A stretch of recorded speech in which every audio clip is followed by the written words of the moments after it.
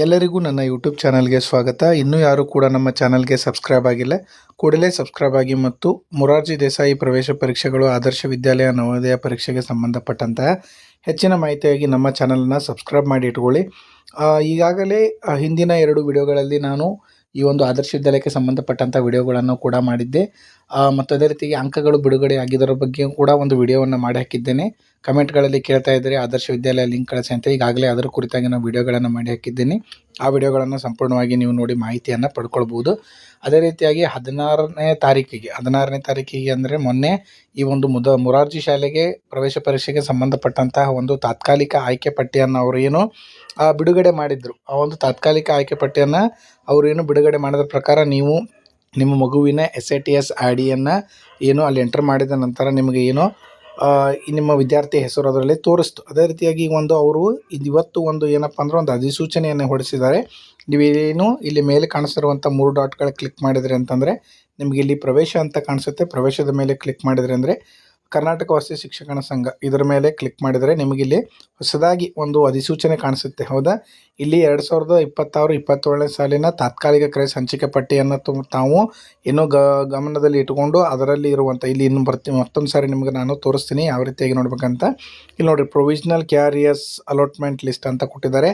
ಈ ರೀತಿಯಾಗಿ ನೀವು ಏನು ಮಾಡ್ಬೋದು, ನಿಮ್ಮ ಮಗುವಿನ ಈ ಒಂದು ಮೊದಲ ಸುತ್ತಿನ ಆಯ್ಕೆ ಪಟ್ಟಿ ಅಂದ್ರೇ ಈ ಒಂದು ಪ್ರೊವಿಷನಲ್ ಅಲಾಟ್ಮೆಂಟ್ ಲಿಸ್ಟಲ್ಲಿ ನಿಮ್ಮ ಮಗುವಿನ ಹೆಸರು ಇದೆ ಇಲ್ಲ ಅನ್ನೋದನ್ನು ನೀವೇನು ಮಾಡ್ಕೋಬೋದು, ಖಚಿತಪಡಿಸ್ಕೊಳ್ಬೋದು. ಅರ್ಥ ಆಯ್ತಾ?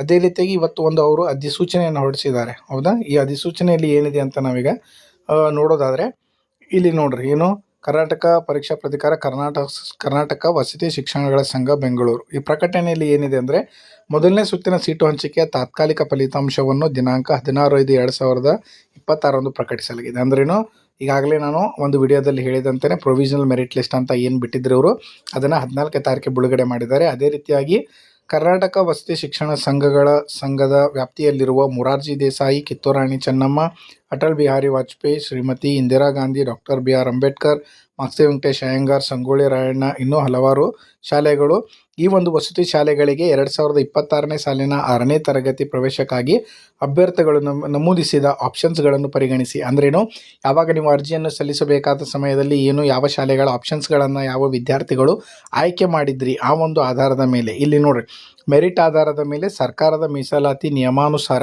ಸೀಟು ಹಂಚಿಕೆಯನ್ನು ಮಾಡಿ ಮೊದಲನೇ ಸುತ್ತಿನ ತಾತ್ಕಾಲಿಕ ಪ್ರವೇಶ ಫಲಿತಾಂಶವನ್ನು ದಿನಾಂಕ 16/5/2026 ಪ್ರಕಟಿಸಲಾಗಿದೆ. ಹೌದಾ, ಈ ಒಂದು ಆಧಾರದ ಮೇಲೆ ಈ ಒಂದು ಪ್ರವೇಶ ಪರೀಕ್ಷೆ ಸಮಯದಲ್ಲಿ ಆಪ್ಷನ್ಸ್ಗಳನ್ನು ಏನು ಎಂಟ್ರಿ ಮಾಡಿದ್ರಿ ಆ ಒಂದು ಆಧಾರದ ಮೇಲೆ ವಿದ್ಯಾರ್ಥಿಗಳು ತೆಗೆದುಕೊಂಡಂತಹ ಅಂಕದ ಮೇಲೆ ಈ ಒಂದು ಮೆರಿಟ್ ಆಧಾರದ ಮೇಲೆ ಲಿಸ್ಟನ್ನು ಅವರೇನು ಮೊದಲನೇ ಸುತ್ತಿನ ಸೀಟು ಹಂಚಿಕೆಯನ್ನು ಮೊನ್ನೆ ತಾನೇ ಬಿಡುಗಡೆ ಮಾಡಿದ್ರು. ಇನ್ನೂ ಯಾರು ಕೂಡ ನಿಮಗೆ ಡೌಟ್ಸ್ ಇದ್ದರೆ ಆ ವಿಡಿಯೋದಲ್ಲಿ ನೀವು ಯಾವ ರೀತಿಯಾಗಿ ಡೌನ್ಲೋಡ್ ಮಾಡ್ಕೋಬೇಕು ಅನ್ನೋದನ್ನು ನಾನು ಕೂಡ ಸಂಪೂರ್ಣವಾಗಿ ಹೇಳಿದ್ದೇನೆ. ಅದೇ ರೀತಿಯಾಗಿ ಈ ಒಂದು ಸೀಟು ಹಂಚಿಕೆ ಬಗ್ಗೆ ನಿಮಗೆ ಏನಾದರೂ ಆಕ್ಷೇಪಣೆ ಇದ್ದರೆ, ನಿಮಗೇನಾದರೂ ಗೊಂದಲ ಇದ್ದರೆ ಅದಕ್ಕೆ ಪರಿಹಾರ ಏನು ಕೊಟ್ಟಿದ್ದಾರೆ ಅಂತಂದರೆ, ಒಂದು ವೇಳೆ ಪ್ರಕಟಿಸಿದ ತಾತ್ಕಾಲಿಕ ಫಲಿತಾಂಶದ ಬಗ್ಗೆ ಏನಾದರೂ ಆಕ್ಷೇಪಣೆಗಳಿದ್ದಲ್ಲಿ ಅಥವಾ ಬದಲಾವಣೆಗಳಿದ್ದಲ್ಲಿ, ಹೌದಾ, ಈ ಒಂದು ಫಲಿತಾಂಶಕ್ಕೆ ಸಂಬಂಧಪಟ್ಟಂಥ ನಿಮಗೇನಾದರೂ ಡೌಟ್ಸ್ಗಳಿದ್ದರೆ ನೀವು ಏನು ಮಾಡ್ಬೋದು, ದಿನಾಂಕ 21/5/2026 ಅಂದರೆ ನಾಳೆ ಬಿಟ್ಟು ನಾಡಿದ್ದು ಕೊನೆಯ ದಿನಾಂಕ ಇದೆ. ಅದೇ ರೀತಿಯಾಗಿ 21ನೇ ತಾರೀಕಿನ ಒಳಗಡೆನೂ ಕೂಡ ನೀವು ಯಾವ ಒಂದು ಶಾಲೆಗೆ ಈ ಒಂದು ಅಪ್ಲಿಕೇಶನನ್ನು ಅರ್ಜಿ ಸಲ್ಲಿಸಿದ್ರಲ್ಲ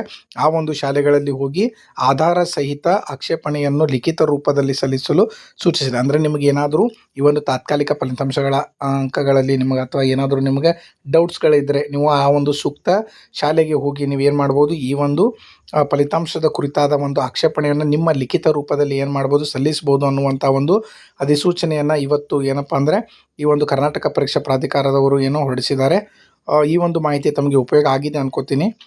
ಇನ್ನೂ ಯಾರು ಕೂಡ ನನ್ನ ಚಾನಲ್ಗೆ ಸಬ್ಸ್ಕ್ರೈಬ್ ಆಗಿಲ್ಲ, ಸಬ್ಸ್ಕ್ರೈಬ್ ಆಗಿ. ಮತ್ತು ಈ ಮೊದಲನೇ ಸುತ್ತಿನ ಸೀಟು ಹಂಚಿಕೆ ಬಂದಿದೆ, 2ನೇ ಸುತ್ತಿನ ಸೀಟು ಹಂಚಿಕೆ ಯಾವಾಗ ಬರುತ್ತೆ ಅನ್ನೋದನ್ನು ಕೂಡ ನಾನು ಮುಂದಿನ ವಿಡಿಯೋದಲ್ಲಿ ನಿಮಗೇನು ಕಂಪ್ಲೀಟಾಗಿ ಮಾಹಿತಿಯನ್ನು ಒಂದೊಂದಾಗಿ ಕೊಡ್ತಾ ಹೋಗ್ತಾ ಇರ್ತೇನೆ. ವಿಡಿಯೋಗಳು ನಿಮಗೆ ಅಪ್ಡೇಟ್ಗಳು ಸಿಗಬೇಕಂತಂದರೆ ಸಬ್ಸ್ಕ್ರೈಬ್ ಆಗಿದ್ದರೆ ನಿಮಗೆ ನಾನು ಮಾಡುವಂಥ ವಿಡಿಯೋಗಳು ಸುಲಭವಾಗಿ ನಿಮಗೆ ತಲುಪ್ತೇವೆ. ಇದಕ್ಕೆ ಸಂಬಂಧಪಟ್ಟಂತೆ ಇನ್ನೂ ಹೆಚ್ಚಿನ ಮಾಹಿತಿಯನ್ನು ನಾನು ನಿಮಗೆ ಮಾಡಿ ಹಾಕ್ತಾ ಇರ್ತೇನೆ. ಸಂಬಂಧಪಟ್ಟವರಿಗೆ ವಿಡಿಯೋಗಳನ್ನು ಶೇರ್ ಮಾಡಿರಿ, ಸಬ್ಸ್ಕ್ರೈಬ್ ಮಾಡಿರಿ ಅಂತ ಹೇಳ್ತಾ ವಿಡಿಯೋವನ್ನು ಕಂಪ್ಲೀಟಾಗಿ ವಾಚ್ ಮಾಡಿದ್ದಕ್ಕೆ ತಮಗೆಲ್ಲರಿಗೂ ಕೂಡ ಧನ್ಯವಾದಗಳು.